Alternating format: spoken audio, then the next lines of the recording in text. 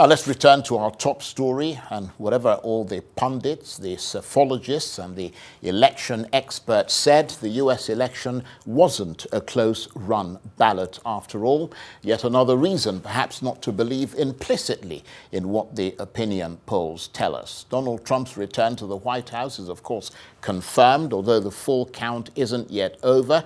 Already his transition team is vetting candidates to serve in his administration. His first announcement naming his campaign co-manager Susie Wiles as his chief of staff. As counting continues, the president-elect has been projected to win Nevada, a swing state he failed to secure in 2016 and 2020.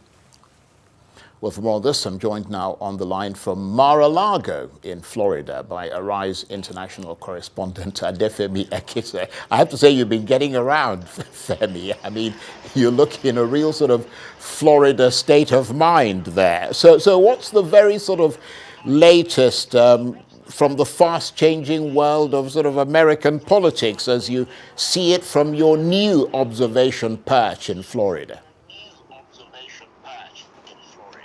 Thank you very much, Charles. As you said, it is definitely a new observation perch here in Mar-a-Lago, Florida. Just to set the scene for you, as you can see, just over the waters, you do have the official Mar-a-Lago areas. You've got the Trump residence, official Trump residence, just over my shoulder. It is quite heavily barricaded by security presence, as you can imagine. President-elect Trump is at home, is on the ground, and it would be wonderful if he were to, take a short stroll out and come speak to Arise News, because I know he's a huge fan of ours. That being said, the immediate mood here has been one of quite a shift.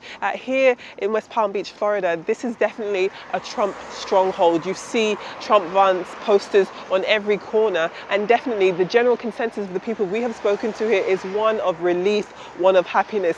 Women of all ages, of different races that we've spoken to so far, have said that they are quite happy that Trump is back in power, is coming back in power. They believe that when it comes down to this specific election, what they wanted was a president who's going to address their immediate concerns. And they believe, more than anything, confirmed by the result of the popular vote and, of course, the Electoral College, that it is President Trump that will do that. And so looking ahead to Trump's leadership, his administration, which is going to be, of course, the status quo come January 2025. He is building his team, as you've mentioned. He has chosen Susie Wiles, 67-year-old Susie Wiles, as his chief of staff. It's a historic appointment because should that be the case, once he is inaugurated, she will be the first woman in US history to be a sitting president's chief of staff. And just some background on Susie Wiles herself. She is a veteran in Floridian politics.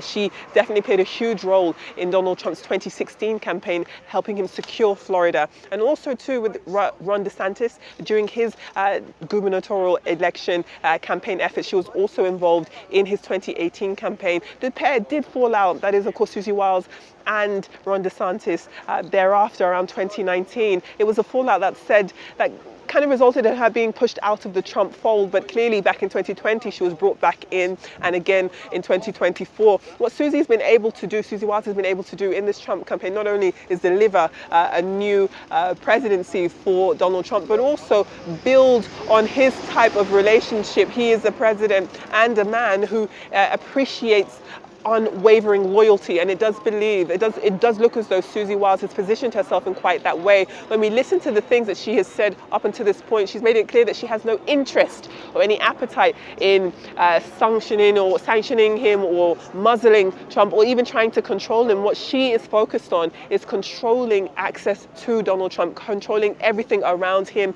and his White House administration. So it will be interesting to see how long she lasts. If we cast our minds back to the last Trump administration, he did go through quite a few chiefs of staff, actually.